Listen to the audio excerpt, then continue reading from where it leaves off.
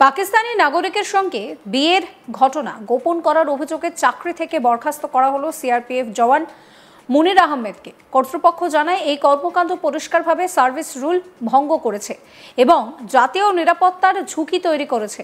জানা যায় জম্মু কাশ্মীরে কর্তব্যরত আহমেদ 2024 সালের মে মাসে পাকিস্তানের পাঞ্জাবে মিনাল খানকে অনলাইন পরিচয় সূত্রে বিয়ে করেন। এর বিয়ে হয় ভার্চুয়াল মাধ্যমে। মিনাল ভারতে প্রবেশ করেন 2025 সালের মার্চ মাসে, তাও আবার স্বল্প মেয়াদী ভিসায়, যা মার্চ মাসের 22 তারিখে শেষ হয়ে যায়। এরপরও তিনি ভারতে থেকে যান। তার আইনজীবীর দাবি মিনাল একটি দীর্ঘমেয়াদী ভিসার জন্য আবেদন করেছিলেন। এই ঘটনার কিছুদিন আগে পেহেলগামে সন্ত্রাসী হামলায় 26 জন নিরীহ পর্যটক জানি শেষ হয়ে যাওয়ার পর ভারত পাকিস্তান সম্পর্ককে কেন্দ্র করে উত্তেজনা চরমে পৌঁছায়। সেই প্রেক্ষাপটে মিনাল খানকে ভারত ছাড়ার নোটিশ দেওয়া হয়েছিল, যদিও শেষ মুহূর্তে আদালতের নির্দেশে তিনি ভারতে থাকার অনুমতি পান। সিআরপিএফ এর তদন্তে উঠে এসেছে আহমেদ ইচ্ছাকৃতভাবে তার বিবাহ এবং স্ত্রীর অবস্থানের তথ্য গোপন করেছিলেন। এর জেরে তাকে অবিলম্বে বরখাস্ত করা হোক। নিরাপত্তা বিশ্লেষকদের মতে এই ধরনের ঘটনা কঠোর নজরদারির প্রয়োজনীয়তাকে তুলে ধরছে। মুনির আহমেদ অভিযোগ অস্বীকার করেছেন। সূত্রের খবর, মুনির জানান বিয়ের আগে তিনি সিআরপিএফ সদর দফতর থেকে অনুমতি নিয়েছিলেন। একটি সংবাদ সংস্থার সঙ্গে কথা বলার সময় মুনির বলেন যে আমি সংবাদ মাধ্যমের প্রতিবেদনের মাধ্যমে আমার বরখাস্তের কথা জানতে পেরেছি। এরপরই আমি সিআরপিএফ এর থেকে একটি চিঠি পাই যেখানে আমাকে বরখাস্তের কথা জানানো হয়। এই চিঠি আমার এবং আমার পরিবারের জন্য একটা বড় ধাক্কা ছিল। তবে আমি একজন পাকিস্তানি মহিলাকে বিয়ে করার জন্য সদর দফতরে অনুমতি চেয়েছিলাম। আমাকে অনুমতি দেওয়া হয়েছিল, তারপরই আমি বিয়ে করি। জম্মুর ঘট্টা এলাকার বাসিন্দা মুনির আহমেদ 2017 সালে এপ্রিল মাসে সিআরপিএফ এ যোগ দেন। অনলাইনে পাকিস্তানি মিনাল খানের সঙ্গে তার বন্ধুত্ব হয় আর সেখান থেকেই তারা বিয়ে করেন।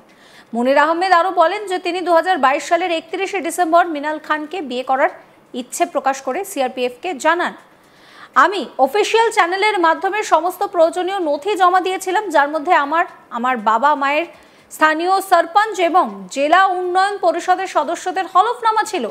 এরপর 2024-এর 30শে এপ্রিল আমি সদর দফতর থেকে সবুজ সংকেত পাই।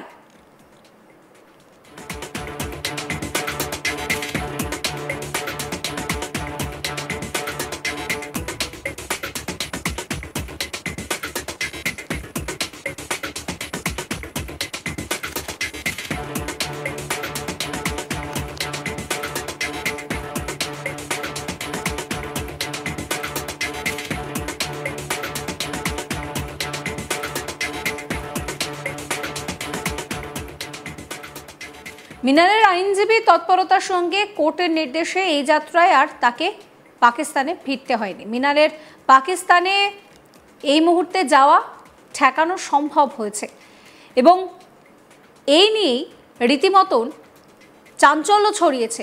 মিনাল খান কি বলছেন শুনুন। गलती हो रहा है ना, क्योंकि जिनके साथ गलत होना था वो तो हुआ है, उनको सज़ा मिलनी चाहिए। हम सबको बहुत दुख है और मेरी दोनों गवर्नमेंट से यही अपील है कि आपसे रिक्वेस्ट की जाती है कि आप लोग जिनकी शादियां हुई हैं उनको वीज़े दिए जाएं, ताकि बच्चे माओं से और हस्बैंड वाइफ जो हैं वो दूर ना रहें।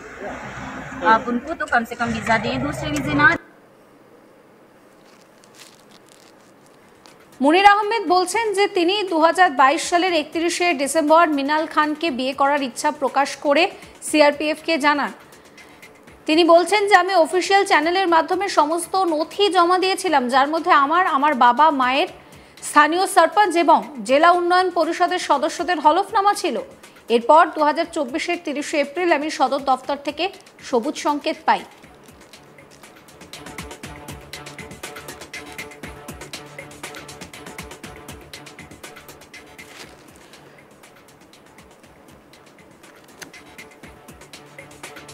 সূত্রের খবর অনুযায়ী এই মামলায় সিআরপিএফ বলছে যে আহমেদ একজন পাকিস্তানি নাগরিকের সঙ্গে তার বিয়ের কথা জানাননি এবং ভিসার মেয়াদ শেষ হওয়ার পরেও তাকে ভারতে থাকতে দেন তিনি, যা কিন্তু আচরণবিধি লঙ্ঘন করেছে। তাছাড়া এটি জাতীয় নিরাপত্তার জন্য একটি ঝুঁকি তৈরি করেছে।